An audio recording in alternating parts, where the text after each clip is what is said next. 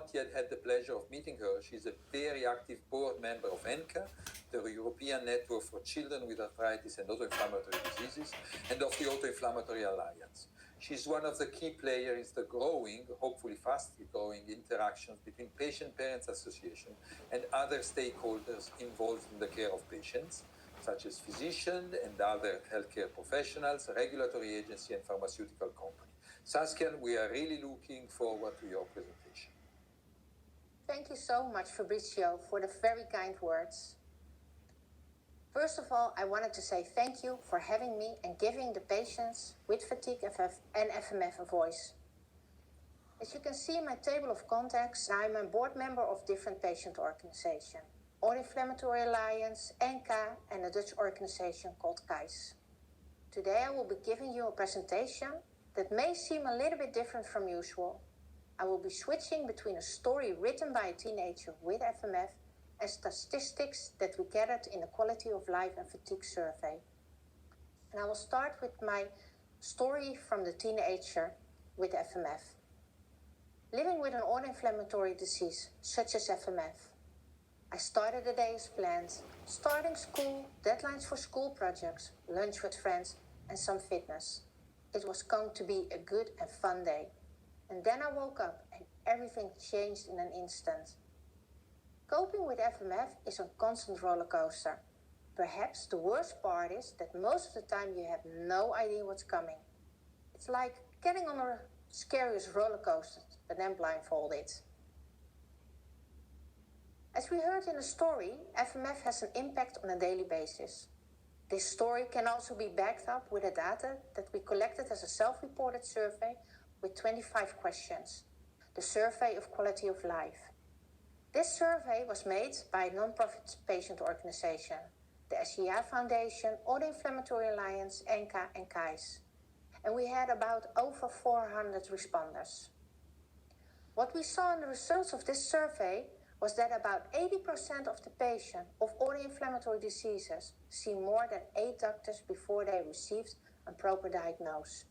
Can you imagine the frustration and pain of those patients and their families? The young teenager in the story called FMF the scariest roller coaster. As you can see in the data, a lot of patients experience some to a lot of limitation, even when not in a flare, on a daily basis. Children, teenagers seem to have trouble participating in school on a regular basis. And most of the adult patients seem to have trouble getting or holding a job. My flares just started out of nowhere. I wish I knew the cause for that, so I could change it or do something about it. Once the flares start setting in, either pain or nausea will quickly let me know it's going to be a bad day. It's very much like having the flu. The fever causes chills that frequently make me shake. The body is often stable and may even feel normal, and then suddenly one day, bam, you're out and down with FMF. Sometimes you can be down and out with FMF randomly, but there is also some triggers that will absolutely cause a flare or attack, as seen in the slide shown. A flare can cause a lot of pain and general feeling of miserableness, but they also can last a long time. 44% of the respondents stated that a flare takes between 4 and 7 days. Can you imagine missing out 1/4 of your life just because you experience a flare? Now I'm awake, and there's no doubt this is going to be a bad day. After the shower, I started my day in bed, where I spent the rest of the day. I had school, projects with my peers, sports, and all of the fun stuff. My mom or dad have to contact everyone to let them know that I'm not able to participate in school. I'm stressed because of what I miss at school, my social life, and also not knowing how long this flare is going to be. We also did another self-reported survey. This survey was done about fatigue with kids between the age of 7 and 18. We had 115 responders. The conclusion of this survey was the impact of fatigue on patients is enormous. The most importantly named factor of this survey was something called brain fog. This can result in lower grades or general inability to participate in certain activities. The impact of fatigue is significant on the kids and teenagers. The average impact rating on a scale of 0 to 10 is between 5 and 7. Fatigue is a huge problem that's not recognized and much less being solved. An FNF flare can last from 2 to 7 days. Each day of the flare starts with either nausea, dizziness, or pain, making doing anything extremely difficult. Making or keeping friendship is hard because I quite often have to cancel or change plans at the last moment. I miss a lot of birthday parties and social activities and oftenly don't talk to friends, and I have no energy to play online games. The attack eventually ends. However, the cycle does not end with a reduction in fever and inflammation. It's really hard to have a normal life, like my friends. Now that I've received treatment, I've been free of episodes for the past 6 months. I do still get flare-ups, however, although nothing on the scale what they were. I was also hopeless, and there was absolutely no one willing to help. I continue to struggle with pain. Thankfully, I've begun to learn to live with it. As well as this, almost everyone in the life of the patient are doubting the feelings of fatigue, making it hard to talk about it.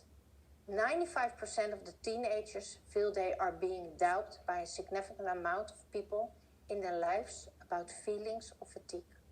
The biggest source of doubt in these teenagers and kids lives consistence of teachers, friends, and doctors. This shows how little fatigue is recognized or even believed. The 3 most important people in the lives of a patient are doubting the feelings of the patient. Can you imagine how that makes the patient feel? I struggle with fatigue on a daily basis. Every time I have an appointment with my doctor, I let him know that I have a hard time coping with my fatigue. My blood levels are fine, but I don't feel fine. I have to try to cope with it. At school, a lot of my teachers have a hard time believing me. I feel like I have to have a 200% commitment level to make up for my lost time when having a flare. I see that my family is struggling with my FMF as well, because there is much unknown, like medication, what's going to be like in the future, how am I going to be able to pass school? Just living with this, and how am I going to be able to transition to an adult doctor? I have finally been able to build up a relationship with my doctor. He finally believes me and actually tries to help me. But will I have to start over with a new doctor? Sometimes I feel like I'm trapped in the movie Castaway. I just feel like I'm on an island with nobody else. Nobody understands what I'm going through, and next to nobody is able to help me. The reason for these surveys and the reason I'm giving this presentation is to give the kids and the teenagers a voice in research of fatigue. We can see by the data collected in this survey that patients are struggling with fatigue a lot. But also the road to a diagnosis is long, one filled with obstacles. It's important that patients, patient organizations, and health professionals work together to try and solve these problems. Not everything can be seen with absolute numbers and blood work, and patients have their own voice just waiting to be listened. I also want to do a special thanks to the flying lifeguards. The drawings during this presentation are made by the flying lifeguards. The flying lifeguards is a family of 5. 4 of them are affected by CAPS. 3 of them are children. The daughter came up with the idea Beddybugs. She did that because she saw that other children also were struggling with fever and fatigue. These drawings are made by Chet, the eldest son. The flying lifeguards are very important for the auto-inflammatory community because they do like a lot of stuff, teen back to school kit, printed t-shirts, camp at home boxes, birthday cards, and of course the auto-inflammatory awareness month they created. Thank you for listening to my presentation. Saskia, thank you very much for your presentation. It did remind me, and sometimes we need to be reminded, that the patient-parent perspective is invaluable in the interaction with physician, regulatory agencies, and pharmaceutical companies. Bringing together different perspectives from these four stakeholders will help us provide better care. Oh, I absolutely agree. I'd like now to introduce Helen Lackman from London. Long-term impact of disease and therefore of treatment is of the utmost importance in chronic disease such as FMF. And Helen is really an expert. She's extraordinarily qualified to tackle these issues. She's a very experienced and caring physician with expertise in quality of life. Her research career had a very high-level start on secondary amyloidosis quite a few years ago. In FMF, amyloidosis is indeed a clinically relevant issue, and she will also deal with a number of issues related to the management of MF in the long term. Helen, please. Thank you very much, Fabrizio, and thank you for the invitation to talk about this. So, when talking about interleukin-1 anti-IL-1 therapies in colchicine-resistant FMF, I thought we'd start by actually talking about what the agents are. And so there is data now available on 3 different agents. So Anakinra is the oldest therapeutic agent available. It's a recombinant form of the endogenous IL-1 receptor antagonist, which competitively inhibits binding of both IL-1 alpha and IL-1 beta to the IL-1 receptor. It's a short half-life agent of only 4 to 6 hours, and this means it's administered by daily injection. And it is approved in the European Union with indications of rheumatoid arthritis, CAPS, familial Mediterranean fever, and Still's disease. Rilonacept is not available in the EU, but is available in the States, and it's a fusion protein of the extracellular domains of the IL-1 receptor and the IL-1 receptor accessory protein bound to a human IgG molecule, and again it binds both IL-1 alpha and beta. It has a longer half-life, meaning that it can be given by weekly administration. Canakinumab is a fully human monoclonal antibody against interleukin-1 beta.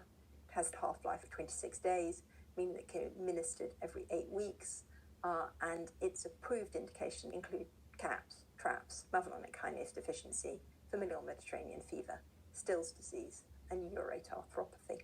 The EULAR guidelines, which were published in 2016, recognized that blocking IL-1 was extremely useful in colchicine-resistant FMF, and that this should be given in patients who were not responding to maximum dose colchicine. And the guidelines are that these drugs should be combined with colchicine in FMF unless there is a good reason to discontinue colchicine. So where does the data for this come from? So the first use of anti-IL-1 agents in familial Mediterranean fever was actually first reported in 2006. And to date, I could find 61 studies, case reports, or series, and these have been really very nicely summarized in a publication in Frontiers in Immunology from this year. In addition, there have been 3 randomized studies, one in Anakinra, one in rilonacept, and the cluster study, which involves Canakinumab. And looking at these studies more closely, Anakinra was a randomized controlled trial, and 12 of the 25 patients received active agent. Of these 12, 7 were reported to have a complete response, and 5 patients to have a partial response with an improvement in joint attack. The rilonacept study was a crossover randomized controlled trial. 12 of the 14 crossed over, and the investigators reported an attack ratio falling to below 0.6, and this was statistically significant. There have been 2 open-label studies of Canakinumab in a small number of patients suggesting benefit, and then this was confirmed in a randomized controlled study, which was part of the cluster study, in which 63 patients with colchicine-resistant FMF, including adults and children, and 31 were randomized on to receive Canakinumab. The headline data was that in patients without a dose escalation, 61% of patients achieved a predefined complete response, and after dose increase, 71% of patients achieved a complete response, compared to 6 patients with placebo. So with all 3 agents, the data that acute attacks can be controlled is robust and has been shown in randomized studies. When it comes to assessing health-related quality of life, which we know is immensely important in these lifelong diseases, and that impacts on quality of life are really very well recognized, often under-recognized by doctors and under-reported by patients, but with devastating effects on educational performance, on lifelong socioeconomic outcomes. It is difficult to find the right tool. At the moment, there are no validated tools specifically in autoinflammation, so we have borrowed tools that have been validated in internal medicine and particularly in rheumatology practice. And the tools that are widely used in children are the Child Health Questionnaire, the CHAC P50. This is validated in children as a parent-administered questionnaire.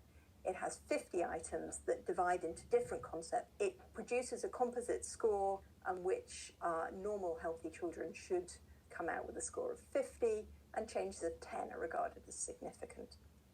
In adults, here we've used the SF12, which uses 12 questions, again to look at different aspects of quality of life. Again, this is normalized against a healthy population with an expected normal score for each domain of 50 and changes of 10 being significant. The Sheen disability score is a bit different because here high numbers are not good. This is self-scoring using a visual analog score that looks at three major life domains. Complete satisfaction with this would score 0, complete dissatisfaction would score 10, general agreement that scores of above 5 are associated with significant impairment in quality of life. There was a study in rilonacept published by Philip Hashkeys in 2014, which looked at the effect of health-related quality of life in rilonacept in the crossover study. And this is a summary slide looking at changes in, on the top row, physical quality of life, the second row, the composite scores that look at more at mental health, and in the third row at scores that didn't go into either of the two above. And what you can see is across almost all domains an improvement in quality of life with active rilonacept treatment, which looked very encouraging. And this data has been supported by the cluster study.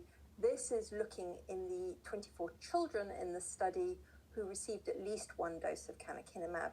This essentially omits anybody in the study who didn't receive Canakinumab and didn't have a disease flare on placebo because they didn't move in beyond 17 weeks. So looking at the CHQ P50 scores, what you can see in colchicine-resistant FMF, which is shown on the top line of this, is that children had a lower than healthy normal expected score in both the psychological and physical component of their health quality of life as reported by their parents.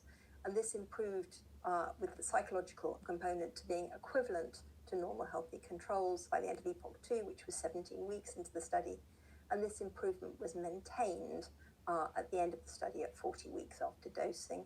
And similar results were seen with the physical component, again with a significant improvement in health-related quality of life, which was maintained across the study. In adults, using the SF12 to look at both mental health and physical health, you see the same improvement.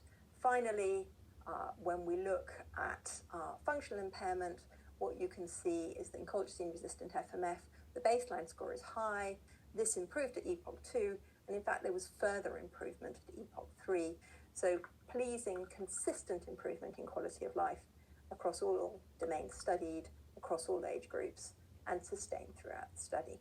So then moving on to look at long-term efficacy and safety data for the anti-IL-1 agents. And I would say here that there is a real paucity of long-term data, even in CAPS, which is the paradigm for using anti-IL-1 agents. The first experience was only in October 2002, so we're only coming up to 18 years of experience. And for colchicine-resistant FMF, the experience lags about 4 years behind. And I'll take you through the potential concerns, but there isn't much long-term data, and most of the rest of what I'm going to say is based on anecdotes, personal experience, and clinical judgment. So loss of efficacy.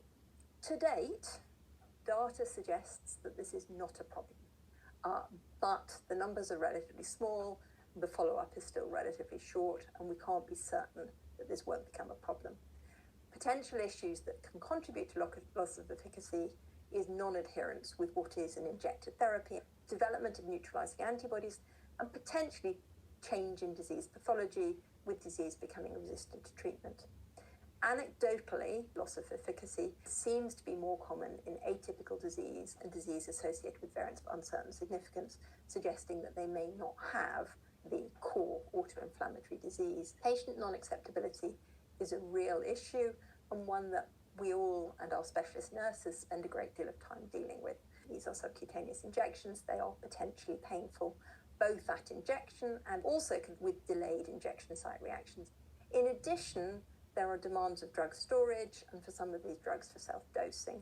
And these issues are greater with Anakinra, which is a short-acting drug which has to be given daily. In terms of side effects, we know that IL-1 blockade is undoubtedly associated with an increase in infection, and randomized control studies have shown that this is largely fairly low-grade upper respiratory tract and lower respiratory tract infections. So on the whole, this has been reassuring, but in the COVID era, maybe that we are getting more concerned again about the risk of minor viral illnesses. Our practice has not been to discontinue treatment through the pandemic, and we haven't had any particular problems at all with infection. There are also concerns with drug-drug interactions. The theoretical concerns are really around live vaccines, which I'll come on to in a moment, and the risk of combination with immunosuppression, which is particularly an issue in patients who are having concomitant solid organ transplantation, but also in patients who develop other diseases that may require immunosuppression, and with myelosuppressions. And there's no doubt that all of these agents are associated with a small risk of neutropenia. This is up to 1.4% in large series. On the whole, this has not been very significant neutropenia, and most centres, including ours, have managed this with careful monitoring, and very few patients have needed to have their drug discontinued because of persistent neutropenia. Allergy. So urticarial rashes are common as injection site reactions. They're reported in up to 40% of patients within the first 6 weeks of starting Anakinra, less common with Canakinumab, but they also occur. There's also, of course, a risk of anaphylaxis. This is rare, but has been reported. And interestingly, there are now case reports and published protocols for desensitization with both Anakinra and Canakinumab, and reports of individuals who've had anaphylaxis being successfully reintroduced to therapy. Vaccination responses are clearly of great interest. These drugs are going to be given lifelong. As an adult physician, I'm very keen that the children do not transition into adult care without having been adequately immunized. There is, in fact, very reassuring data about normal vaccination schedules. So in healthy subjects exposed to Canakinumab, there was evidence of normal influenza and meningococcal vaccine responses. And in children who were started on treatment with CAPS with Canakinumab early in life, the numbers are small, but there is a publication reporting normal responses to standard childhood vaccines. There has been a report of severe localized inflammation accompanying routine pneumococcal vaccination in patients with CAPS treated with Canakinumab. It's also not entirely clear whether this is related to the treatment or is in fact related to the pathophysiology of CAPS itself. The issue with vaccination has largely been around live attenuated vaccines, and the advice is that live attenuated vaccines should not be given to any individuals on a long-term IL-1 blockade. Nonetheless, there are a very small number of case reports of successful vaccination, suggesting that although on the whole it is better to avoid live vaccination, if the risk-benefit favours vaccination, it may be done with care. And then finally, moving on to fertility and pregnancy. As an adult physician managing these patients with autoinflammatory disorders, when we talk to patients about the fact that we would expect them to have good long-term outcomes when on treatment, and that includes a normal quality of life, one moves on very rapidly to talking to young women and to young men about whether they intend to start a family and whether they will be able to do so. So what is the data on fertility and pregnancy? So at the moment, this is case reports, small retrospective series only, but the data on the whole has proved reassuring, particularly for men where we don't have concerns. We don't recommend that men avoid fathering children if that's what they want to do. Our general guidance is that they need to know that the drug companies in the summary of product characteristics do not advise pregnancy on any of these agents. Anakinra is FDA category B, whereas Canakinumab is FDA category C. The advice from the FDA is that pregnancy should be based on an individual risk-benefit discussion, and this is what we offer all prospective parents. It's also worth highlighting that we have seen unplanned conception in both men and women. It's very important, even in people who aren't planning pregnancy, but they've been told that they are unable to have children, to discuss contraception at an early date. And then AA amyloidosis. So AA amyloidosis used to be a disaster in familial Mediterranean fever, and we know that prior to colchicine, up to 60% of patients with familial Mediterranean fever died young of end-stage renal failure due to AA amyloidosis, and in some populations, 10% of children were dead before they were 10. On the whole, long-term treatment with colchicine has really cleared this problem, but series in Turkey still suggest that between 9 and 15% of patients may develop amyloidosis, and these are clearly patients to whom one will be wishing to offer increased treatment, which will be long-term IL-1 blockade. The literature at the moment seems to contain about 160 patients reported with AA amyloidosis, and this includes patients with dialysis-dependent renal failure and renal transplant recipients. There's been experience of Canakinumab in 24 patients who've received renal transplants and Anakinra in 136 patients. In end-stage renal failure, Anakinra is generally used 3 times a week because it's cleared renally, and that seems adequate to keep disease under control, and we give it routinely in patients on hemodialysis at the end of dialysis. Both these agents have been combined successfully with transplant immune suppression without worrisome early safety signals to date, but there clearly is an increased risk of infection. On the whole, the consensus has been that Anakinra may be more attractive to use early because it's short-acting, and if there are concerns about infection, it can be withdrawn, whereas Canakinumab has a longer effect. There are beginning to be case reports of long-term successful use of Canakinumab too. It's worth saying that we run a fever clinic in London, and in the 20 years we've seen adult patients in this clinic, nobody has developed AA amyloidosis, which highlights the importance of very careful monitoring with a view to treating aggressively. We have one patient who presented with AA amyloidosis more than 20 years ago as a complication of colchicine-resistant FMF. He then developed gout, and 7 years ago we put him onto Anakinra. It took him 20 years from presenting with advanced chronic renal impairment to reach end-stage renal failure, and he now has a live-related transplant and is doing very well on long-term Anakinra. And finally, just to finish with malignancy. So there's always been a concern, particularly in patients with familial Mediterranean fever, on colchicine, on whether colchicine, which has some evidence of binding to telomeres, might be associated with an increased risk of malignancy. And this paper from Brenner, published in 2018, showed that patients with FMF on long-term colchicine, in fact, seem to have a lower risk of developing malignancy than healthy controls.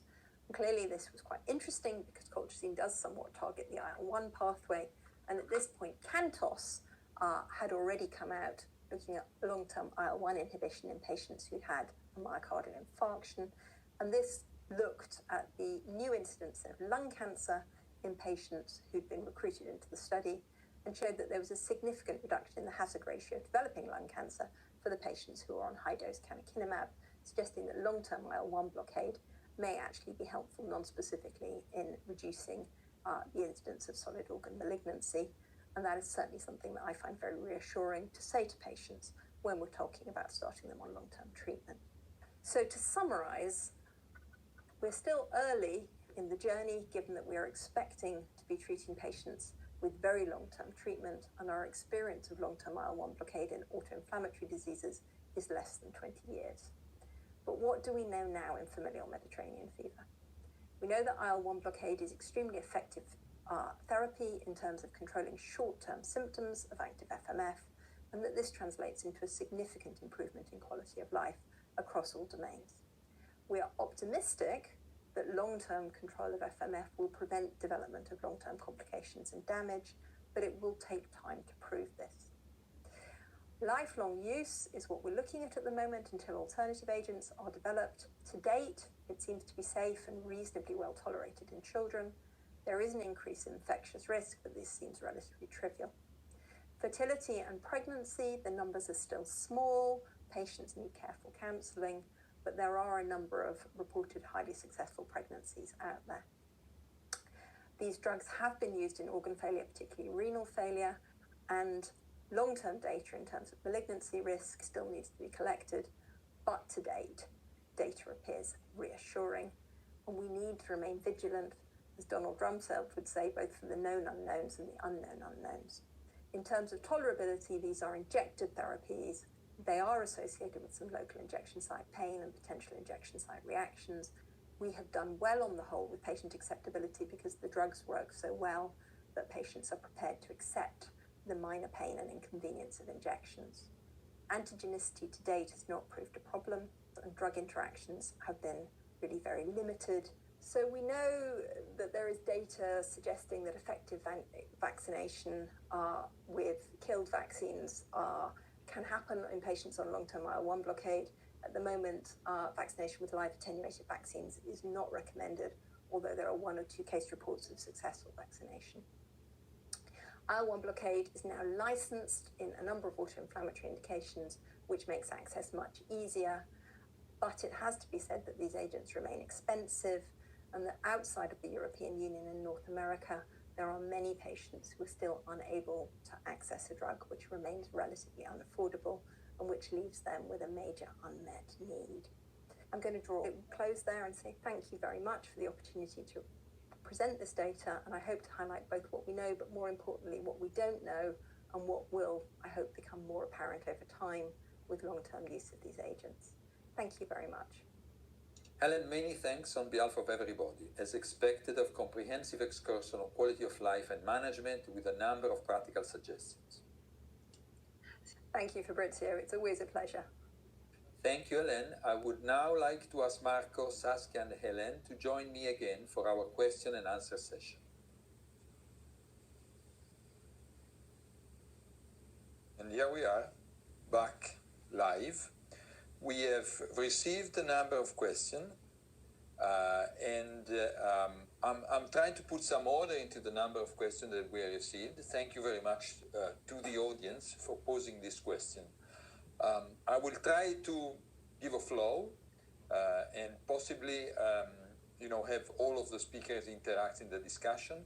The speakers have seen the question themselves, so if you feel that something is really important and I'm going to miss it, just jump in and go on. And please continue to ask questions if you feel that you should do so.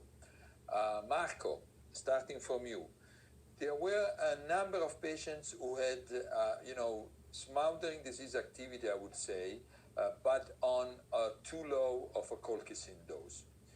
Do you know why we didn't, because it's us, Italian, we didn't go up with the dose? Is there any information on why these patients were stuck on 1 milligram per day? Yeah, this is very interesting, and it was also, of course, our question. I have to say that most of the patients, when we were able, I was not able to tell, of course, because of time constraint, had a huge amelioration, especially those that have less than 1 episode for months, 10 months, in respect to the baseline before treatment. So there was a general amelioration. It's possible that the fear of side effect could be relevant. Unfortunately, we are not, very few of them declare during the follow-up visit some side effect related to colchicine, gastrointestinal side effects. But we cannot collect if in the past they have some gastrointestinal complaint. That could be one possible reason why these patients, or even the doctors, sometimes are reluctant to do it. But my feeling is that we are a little bit too shy, especially if compared to our colleagues that live in countries in which there is a huge amount of patients, a huge prevalence of the disease, in which they are more brave, in a way, to increase the dose. The general feeling that we were a little bit too shy. Well, thank you very much, Marco. I think we are too shy. I take your point. Saskia, again, thank you very much for your presentation. I really picked on a word that you used, which is roller coaster, which I've never heard about. And I think this is a very nice word to describe what's going on. But what really puzzled me was this fatigue issue. That we all as physicians believe that FMF is your attack and then you're fine. That may not be the case at all. And I would like really you and Helen to comment on the issue of fatigue and quality of life, and what can we do as physicians to, we like measuring things. So I think we should try to measure this in a better way. Could you, both of you, comment on this? Saskia first, please. Well, especially with quality of life, what we heard, it's very difficult, of course, to measure because sometimes you guys measure things that we don't see, and yet the quality of life for children and also adults are very important. As you can see, and what we heard from the story from this young teenager of 15 years old, it's like his whole daily life he has to wiggle a little bit, like with FMF and being just a teenager. And I think it's very important also from the patient perspective that collaboration between health professionals and patient organizations who hear those stories from those patients, that we collaborate a little bit more, because even though you can't measure with blood markers, or maybe later on a little bit more, you can also, of course, ask the questions maybe a little bit different in the office, so people are more freely to talk about what's happening in their life with this disease. Hélène, please. Agree. I think these are very hard to measure, and it's very important that we don't try and fit our patients into the boxes of what we've got on the questionnaires. We had a very sobering meeting where we had a number of patient families coming and talking about their experience. And a message which came out was that the patients almost always very much underplay their symptoms. So the consistent story that came was that children had been left feeling that they were very wimpy, that they complained a lot, that they weren't robust, and parents that they had poor parenting skills, and that was why their children were ill all the time. And therefore, when we see our patients and they're telling us about what it's often easy to regard as soft symptoms, in fact, it's a huge effort for the patients to tell us that, because they have internalized that this is their fault and that they are not adequate compared to normal people. And this is something that we have to take very seriously. Some of it undoubtedly reflects untreated inflammatory disease, and simple increasing of our medication helps. Some of it, I think, is much, much more complicated, and whether this is neural conditioning early in life and inflammatory disease setting up pathways which are very hard to reverse, we don't know. But I think these are really real issues, and as a profession we have slightly minimized them, and that is not either fair or kind to our patients. And thank you, Hélène. And to this, there was a question from the audience regarding fibromyalgia. Phil actually asked, said fibromyalgia is very common in FMF patients, up to 30%, and it goes exactly in the flow of what you were saying. Can you comment on this? Yeah, so I was a bit surprised by Phil's numbers, because I think in our practice it's rather lower.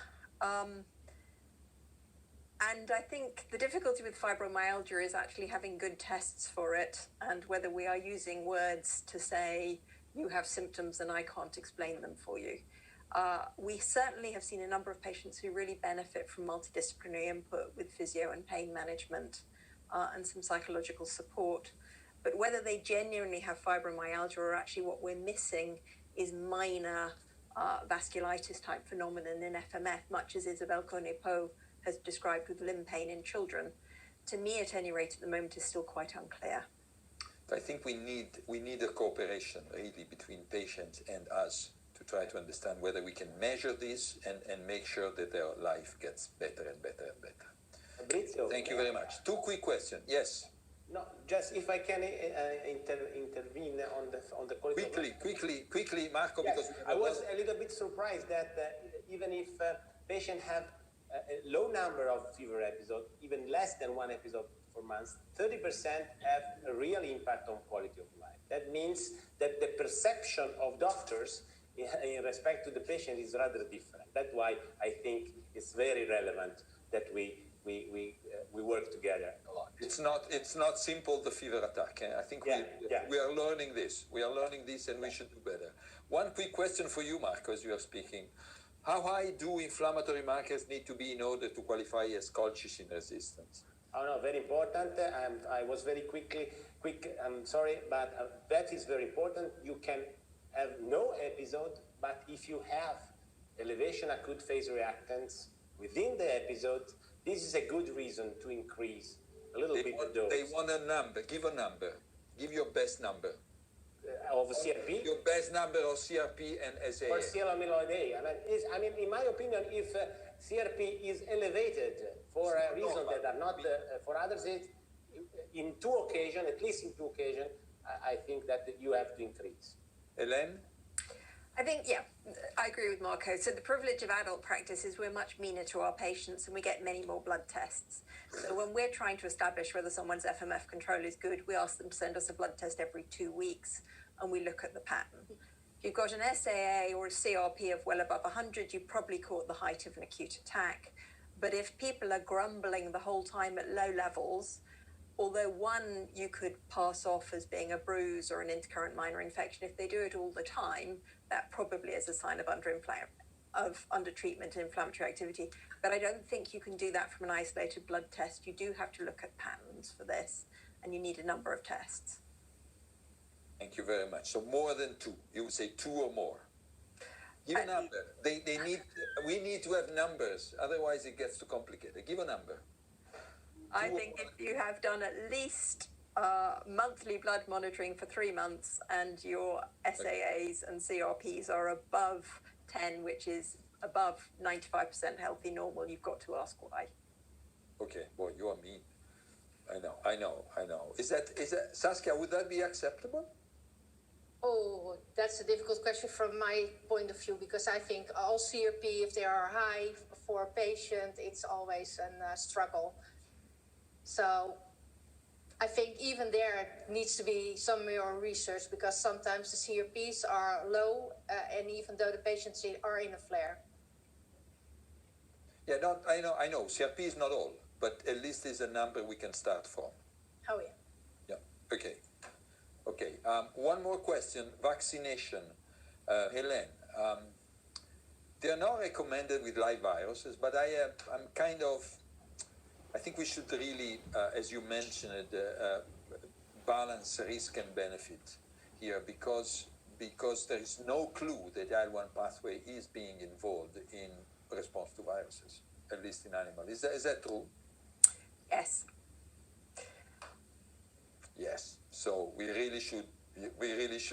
This is this is a recommendation from the health authorities, but with no data behind. Yes, I think you have to think that these are, many children who are put on biologics, it's expected that this will be a fairly short-lived disease and they will come off it and you can catch up vaccinate. In these diseases, we have no expectation of catching up vaccination. And so if the kids aren't vaccinated, you're looking at an entire life of not having been adequately vaccinated. And it's quite difficult talking to people about risks in pregnancy. And if they have not been vaccinated against rubella, there's a whole other level of discussion I have to have with them about additional risks. So yes, in my perfect world, I would ask the pediatricians to be brave and to make sure that the children come to us adequately protected. Can I add something on that? Saskia, you can't, because we're closing. I apologize. We have to be very tough. There are other questions that became unanswered. We can still probably use the hub of the press website to ask questions to each other, but really we can't. I think it was a very nice symposium. At least I enjoyed it a lot. I learned quite a few new things. Thanks to the three of you for these very nice presentations and these very nice discussions. And I think I'll close it. Thank you to the sponsor for allowing this to happen. And thank you to the technicians who helped us very smoothly into this. Thank you very much, and see you later at press. Thank you. Thank you.